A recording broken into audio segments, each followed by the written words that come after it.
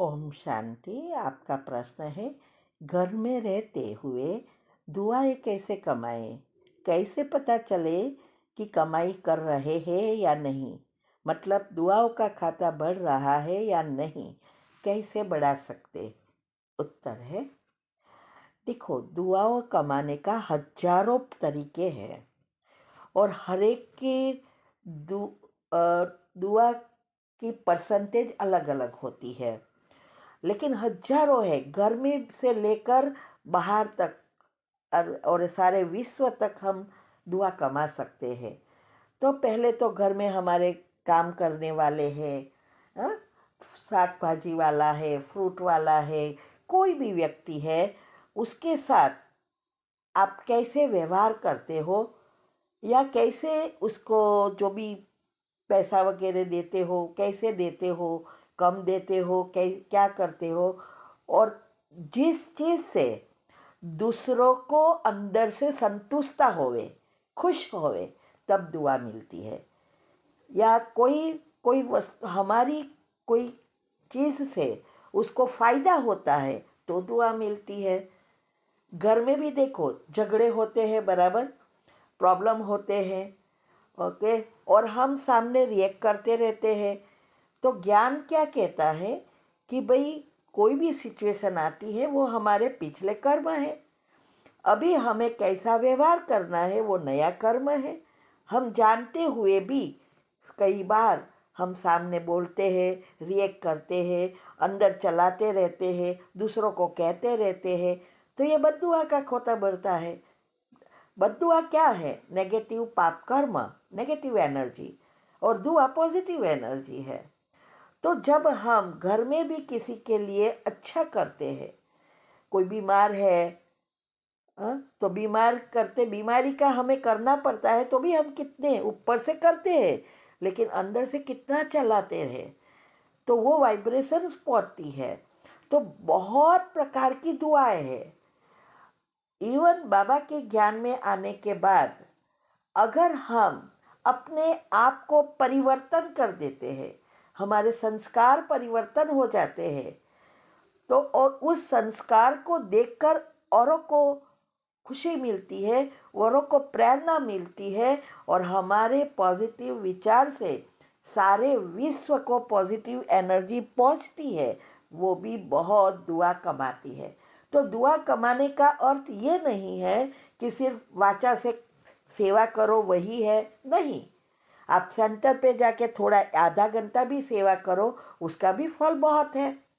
घर की चीज़ें लौकिक अलग चीज़ है, अलौकिक माना बाबा के घर में हम जो करते हैं वो पदम गुना है। लौकिक में जो भी होता है वो तो हमारे नए कर्म ना बने और पुराने को ख़त्म करना है, और अच्छे व्यवहार से हमें अ, अच्छे कर्म बनाने हैं, ये होता है। और एक का एक होता है। यहाँ हम जो भी सेवा करते हैं, चाहे भंडारे में सेवा करो, चाहे बर्तन कर घिसने का, चाहे कचरा पोछा करने का, जितना हम बहनों को रिलीव करते हैं, माना तो काम कर लेंगे तो बहनें फ्री होगी, बहनें फ्री होगी तो दूसरी सेवा कर सकेगी, स्टूडेंट बढ़ा सकेगी, क्लासेस अच्छा करा सकेगी, खुद पुरुषार्थ करेगी तो वाइट वालू घर सेंटर का वातावरण बदलेगा। ये सबसे जो भी नए स्टूडेंट आते हैं, इसमें हम सभी चीज़ों में भागीदार बन जाते हैं, पदम गुना मिलता है। तो बहुत हजारों प्रकार की है।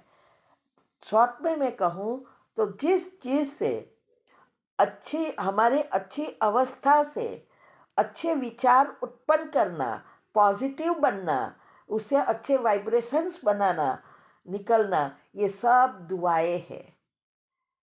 या हमारे व्यवहार से किसी को खुशी मिलती है तो वो अच्छा कर्म, वही दुआ कमाता है, माना पुण्य कमाता है। तो ये बढ़ रहा है या कम हो रहा है तो खुद को ही पता चलता है। अगर आपने हमेशा अच्छा करते हैं और किसी ने कोई खराब व्यवहार किया, आपके मन में जरा भी उसके प्रति नेगेटिव संकल्प नहीं चलते, नहीं आपको मन में फीलिंग आता, तो वो पता चलता है आपकी अवस्था अच्छी है और आपका दुआ का खाता बढ़ता जाता है। ठीक है। ओम शांति। ओम शांति। आपका प्रश्न है, ज्ञान की लाइट माइट से संपन्न बनो, किसी भी परिस्थिति को सेकंड में पार कर लेंगे। लाइट माइट से कैसे संपन्न बन सकते हैं, ये स्लोगन समझना है।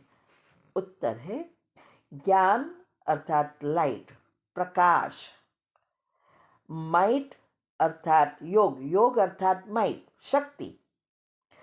तो जब हम ज्ञान को जब पचाते हैं, जीवन में उसको बुद्धि में धारण करते हैं, तो हमारे जीवन में से अज्ञान रूपी अंधकारा समाप्त हो जाता है, क्योंकि हमें सारे कर्म की गति, ड्रामा का ज्ञान, ये सृष्टि परिवर्तन का ज्ञान, आदि मध्य अंत का ज्ञान सब अच्छी रीति समझ में आता है और हम प्रैक्टिकल में यूज़ करते हैं। तो ये लाइट, हमारे अंदर लाइट आती जाती है, प्रकाश आता जाता है। तो जितनी हमारी पॉजिटिविटी बढ़ेगी उतना हमारा योग लगेगा। तो योग लगेगा तो हमारे अंदर शक्ति बाबा की आएगी। तो इसीलिए ये ज्ञान और योग से जितना हम संपन्न बनेंगे उतना हम उच्च पद के लायक बनेंगे। माना हमारा बैरोमीटर ही है कि जितना शिव बाबा की नज़दीक उतना हमारे जन्म ज़्यादा श्री कृष्ण के साथ आएंगे। तो यही हमें बाबा कहते हैं कि हमें लाइट माइट से संपन्न बनना है। तो पहला चीज़ ही है ज्ञान, फाउंडेशन है। योग की पहली अवस्था जितनी पक्की होगी। ओम शांति। आपका प्रश्न है कि आज मुरली में आया कि यहाँ सुनना और सुनाना है, धारणा कर औरों को करानी है और फॉलोअर्स बनाना है वगैरह वगैरह। तो इसमें कहा कि जब सुनाने वाले नहीं बने तब तक पास हो न सके, तो हम आपकी तरह रोज़ तो वाचा से सुनाने की सेवा नहीं कर सकते, तो क्या हम पहले जन्म में नहीं आ सकेंगे? उत्तर है, देखो बाबा हमेशा क्या कहता है, जो भी धारणाएं बताते हैं वो धारणाएं किसके लिए है? राजा बनने के लिए। पहले जन्म में तो सभी कैटेगरी है, 9 लाख प्रकार की आत्माएं हैं। तो ये जो बाबा कहते हैं वो पहले जन्म में श्री कृष्ण के घराने में आने के लिए सब धारणाएं हैं। तो पास विथ ऑनर बनना है, 108 में आना है, तो बाबा कहते हैं ये सब करना है। बाकी हर एक का अपना अपना पुरुषार्थ है। 33 करोड़ तो राजा नहीं बनेंगे। 33 करोड़ में से 31 करोड़ तो त्रेता युगी ही है, बराबर। तो 2 करोड़ जो सतयुगी है, इसमें से भी नंबर क्यों पढ़ते हैं? सबको चाहिए कि नंबर 1 में आए, तो भी नहीं आएंगे। तो यहाँ बाबा का कहने का भावार्थ यही है कि जितना आप ये ज्ञान को अच्छी रीति समझेंगे, सिर्फ सुनने पढ़ने से कुछ नहीं होता, उससे समझना है, समझकर बुद्धि में धारण करना है और फिर स्वरूप में लाना है, ज्ञान स्वरूप बनना है। तब हम दूसरों को अच्छी रीति समझा सकेंगे, क्योंकि यहाँ पद पाना है। तो राजा बनने, पहले तो राजा बनने का पुरुषार्थ है, फिर प्रजा बनाने का है। तो राजा बनने का जो पहली योग की अवस्था जितनी पक्की होगी, योग जितना ज़्यादा होगा उतना राजा बनने के लायक बनेंगे। फिर प्रजा बनानी है। तो ऐसा नहीं है कि पहले जन्म में नहीं आ सकती, वो हमारे खुद के पुरुषार्थ पर है। तो करो पुरुषार्थ, 108 में आना है तो उस तरह का करना है। मैंने बताया है कि 108 में आने के लिए क्या क्या करना है, जो मैं कर रही हूँ। ठीक है। ओम शांति।